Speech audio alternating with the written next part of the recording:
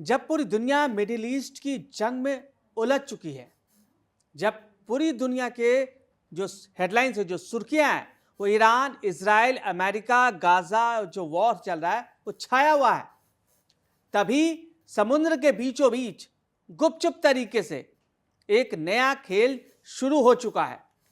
क्या है खेल? ना कोई ऐलान है, ना कोई युद्ध की घोषणा है, लेकिन तैयारी पूरी हो चुकी है। और ये तैयारी है, कौन कर रहा है? ये तैयारी कर रहा है चीन, एक ऐसा देश जो बिना गोली चलाए जमीन बना रहा है, समुद्र के अंदर जमीन बना रहा है, वो भी साउथ चाइना सी, जो कि बहुत ही संवेदनशील इलाका है। ये भी हॉर्मुज की तरह ही साउथ चाइना सी अर्थव्यवस्था के लिए, पूरी दुनिया के लिए बहुत अहम है। चीन इस पर दावा करता है, अलग अलग देश इस पर दावा करते हैं, और पूरी दुनिया का जो अर्थव्यवस्था है, जो आयात होती है, निर्यात होता है, वो इसी सी रूट से होता है। और चीन इस पर कब्जा चाहता है, ताइवान पर कब्जा चाहता है। दुनिया का सबसे संवेदनशील समुद्री इलाका है ये, जहां हर लहर के साथ ग्लोबल टेंशन बहता है। और अब एंटीलोप रीफ, जहां पहले सिर्फ पानी था, ये उस जगह का नाम, द्वीप का नाम है एंटीलोप रीफ, आज वहां पता है क्या बन गया है? करीब 1490 एकड़ की जमीन समुद्र के अंदर बना चुका है चीन। जी हां, समुद्र को काट कर, मिट्टी डालकर, कंक्रीट जमा कर कर चीन एक नया द्वीप बना चुका है, ताकि यहीं से हमला कर सके, ताकि यहीं से बाकी देशों पर नजर रखा जा सके, ताइवान पर नजर रखा जा सके, साउथ चाइना सी पर नजर रखा जा सके। इसी मुद्दे पर बातचीत करने के लिए हमारे सहयोगी अंकित बताइए, एक तरफ मिडिल ईस्ट में जंग चल रहा है, रसिया यूक्रेन में जंग चल रहा है, दूसरी तरफ चीन की साजिश नहीं रुक रही, साउथ चाइना सी पर कंट्रोल करने के लिए, ताइवान को कंट्रोल करने के लिए, बाकी देशों के मूवमेंट पर कंट्रोल करने के लिए एक नया द्वीप ही खड़ा कर दिया समुद्र में, वो भी गुपचुप तरीके से। देखिए, सबसे पहली बात जहां हम बात करते हैं, चाइना चाहता है दुनिया को अपनी तरीके से अब चलाना, जैसे अमेरिका पूरी दुनिया को अपने तरीके से चलाता है, सेम वही स्ट्रेटेजी है अमेरिका की तर्ज पर। अब चीन चाहता है कि वो डोमिनेंस, वर्ल्ड डोमिनेंस उसको मिले, और जिस प्रकार से पूरी दुनिया के व्यापार पर अमेरिका का वर्चस्व है, वो चाहता है साउथ पैसिफिक चाइना जो सी है, वहां से जो ट्रेड हो रहा है, जो भी ट्रेड, उसको पूरी तरीके से कंट्रोल वो करे, ना कि अमेरिका। इसीलिए उस चीज वहां पर वो एक द्वीप बना रहा है, वो भी आर्टिफिशियल द्वीप। आप ये देखिए कि इस द्वीप को बनाने के पीछे सबसे बड़े कारण क्या है? व्यापार, जैसा कि आपने अपनी बात में कहा, व्यापार तो है ही है, उसके साथ साथ सैन्य ताकत है। सैन्य ताकत, आप ये समझिए कि अगर आपके पास एक सी रूट पर कंट्रोल आ जाता है, तो आप दुनिया के कुछ दूसरे देशों पर नजर रख सकते हैं। अब आपको एक मैं उदाहरण आपको बताता हूं। क्यूबा का नाम आपने सुना है? क्यूबा क्या है? एक द्वीपीय देश है। जिस प्रकार से क्यूबा है, उसी प्रकार से आप ये समझिए कि अमेरिका की नाक में दम करके रखने वाला देश अगर कोई है तो वो क्यूबा है। और क्यूबा वो स्ट्रेटेजिक लोकेशन है, ज्योग्राफिकल लोकेशन है, जहां से अमेरिका पर आराम से नजर रखी जा सकती है। तो उसी तर्ज पर अगर आप खुद सोचिए कि अगर समुद्र के बीचों बीच आपके पास अपना एक बेस हो, एक बेस हो, जहां से आपकी सेना पूरी सी रूट को कंट्रोल कर रही हो, तो फिर आपको दूसरे देशों पर कंट्रोल करना, दूसरे देशों के सी शिप्स पर कंट्रोल करना, तेल टैंकर्स पर कंट्रोल करना कितना आसान हो जाएगा। अब जैसे आज के टाइम पर हॉर्मुज है, हॉर्मुज जो रूट है, उस रूट से आज ईरान ने पूरी दुनिया में नाक में दम कर रखा है जी, और उसी का हार चुका है अमेरिका, उसी की बदौलत है की वजह से जी, उसी की बदौलत है कि अमेरिका को आज बात की टेबल पर आना पड़ा है। और क्योंकि हम जानते हैं कि अमेरिका के पास वेपन्स की कोई कमी नहीं है, इतने हाई इंटेंस वेपन्स हैं, वेपन्स से, लेकिन नुकसान तो बाकी देशों को हो गया होगा। वही चीज, वही जहाज आएंगे, वही चीज, हमला होगा, उनको नुकसान होगा, उनके लोग मारे जाएंगे। सबसे बड़ी बात ये, नुकसान के साथ साथ लोग भी मारे जाएंगे। जी। तो सैटेलाइट इमेज इसकी गवाही दे रहे हैं। और वॉशिंगटन डीसी के think tank centre for strategic and international studies भी बता रही है कि मतलब कि ये रिपोर्ट साफ बताती है कि ये द्वीप अब इतना बड़ा हो चुका है कि यहाँ तटीय रक्षा प्रणाली, surface to air missile, electronic warfare system, सब कुछ किया जा सकता है, तैनात किया जा सकता है। अब मैं सिर्फ ये समझना चाहता हूं कि समंदर में खुद ब खुद कोई देश एक द्वीप बना सकता है क्या? देखिए, ये पॉसिबल है क्या? नहीं। कोई देश ये हमने सुना था कि द्वीप जो है धीरे धीरे डूब रहे हैं, वाटर लेवल बढ़ रहा है तो डूब रहे हैं, लेकिन कोई द्वीप खड़ा कर लेगा एक देश, ऐसा संभव है क्या आज के दौर में? देखिए, इंटरनेशनल वाटर्स में तो मनाही होती है, लेकिन अब चाइना, अमेरिका जैसे ये कुछ देश हैं जिनका डोमिनेंस होता है, और इनके खिलाफ आप अगर इंटरनेशनल कोर्ट में भी जाते हैं तो आप कुछ नहीं कर पाएंगे। तो आप ये समझिए कि साउथ चाइना सी जो है उसे आप मानिए या ना मानिए, चाइना उसे पूरी तरीके से कंट्रोल करता है, और उसे बेहतरीन तरीके से कंट्रोल करने के लिए उसने वहां पर एक आर्टिफिशियल द्वीप का निर्माण किया है। 1490 एकड़ का द्वीप, आप खुद सोचिए कितनी बड़ी जमीन। और वहां से आपने अपने शब्दों में ही कहा कि वहां से air to air missile, electronic warfare system क्यों इंस्टॉल कर रहा है कोई भी देश? इसीलिए इंस्टॉल कर रहा है जिससे कि उस पूरे के पूरे सी रूट को कंट्रोल किया जा सके, मॉनिटर किया जा सके, और उसका अपने लिए, अपने बेनिफिट के लिए यूज किया जा सके।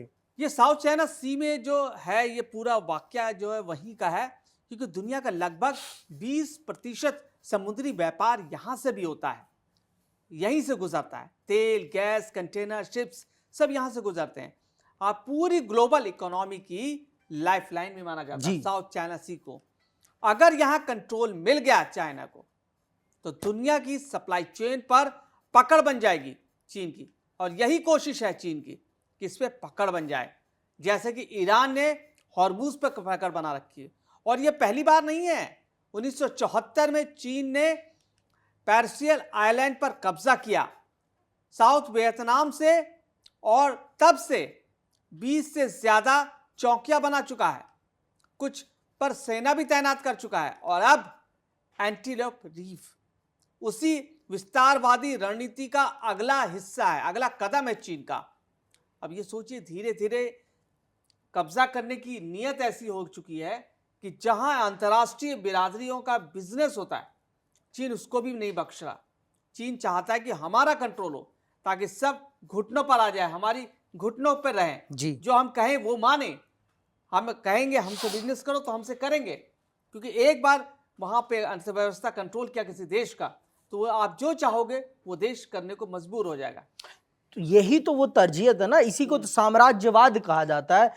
पुराने समय में राजा महाराजा इसी नीति का अनुसरण करते थे। आप ये देखिए, जो ब्रिटिश काल का शासन था वो क्या है, एक साम्राज्यवादी नीति ही तो है। और आज भी चाइना अपने आप को सुपीरियर मानता है, और अमेरिका उसका एक सबसे बड़ा प्रतिद्वंदी है। और अमेरिका भी आज जो हम ये वॉर देख रहे हैं मिडिल ईस्ट की, इस वॉर के पीछे बड़ा कारण क्या है? चाइना को डिफीट करना, चाइना को ईंधन की जो पूर्ति कर रहा था ईरान, उस पूर्ति को रोकना। और हमने ये स्टेटमेंट भी सुनी थी पेजेस्कियन की, जो ईरान के राष्ट्रपति, उन्होंने साफ तौर पे क्या कहा, उनकी स्टेटमेंट थी कि अगर आप युआन में हमसे तेल खरीदते तो आपका स्वागत है, और हम आपको तेल बेचेंगे, गैस बेचेंगे। तो ये स्टेटमेंट क्या दिखाती है? ये स्टेटमेंट यही दिखाती है कि अब वर्ल्ड ऑर्डर में एक नए वर्चस्ववादी राष्ट्र का जन्म हो रहा है, एक नए साम्राज्यवादी राष्ट्र का जन्म हो रहा है, उसका नाम है चीन। और इसी चीज को टैकल करने के लिए अमेरिका पूरी तरीके से अपनी ताकत झोंक चुका है। और इजराइल का तो हमें पता ही है, इजराइल का अस्तित्व टिका है।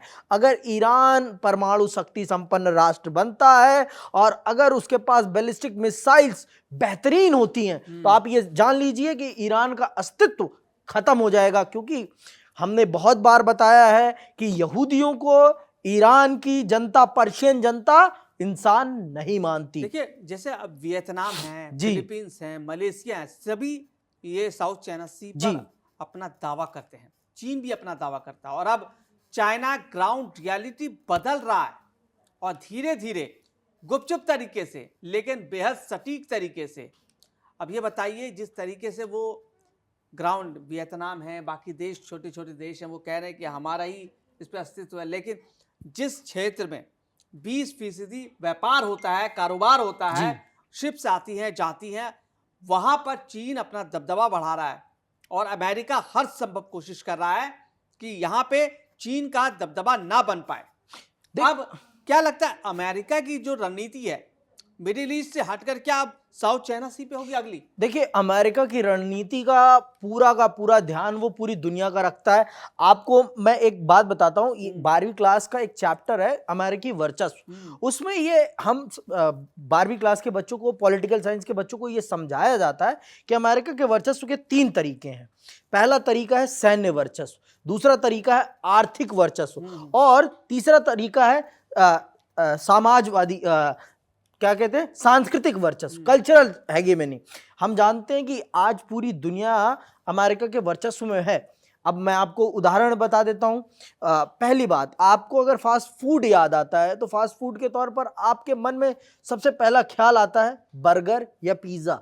ये किसकी देन है? और अगर फैशन आता है तो आपके मन में पहली चीज आती है जीन्स, है ना।